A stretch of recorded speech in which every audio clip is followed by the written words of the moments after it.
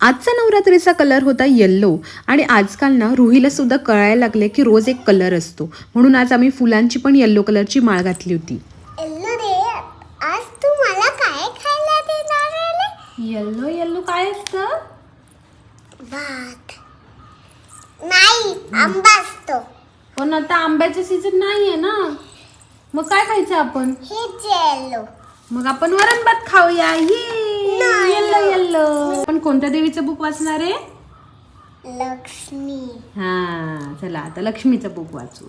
मी दिवाळीला मी कंदील लावला. आकाश कंदील तू लावणार? पण तुझी हाईट पुरेल का? तू तर छोटी आहे ना. नाही ग, मी मोठे. भात पण करते, सगळं खाते. मग तू मोठी होणार का आता? हा.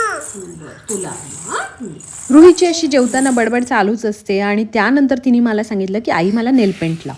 ते तिच्यामुळेच मी नेहमी लावत असते, नाही तर माझ्या लक्षात नसतं. आणि लावल्यानंतर ती अशी मस्त फू फू फन करते, म्हणजे ती मिटून जाऊ नये.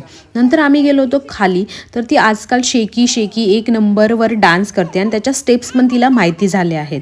सो ती बरोबर त्या स्टेप्स फॉलो करते. त्यानंतर मग आम्ही आलो घरी आणि आज मी ही करणार होती एक वेगळी किड्स ॲक्टिव्हिटी, फ्लोटिंग पेनची.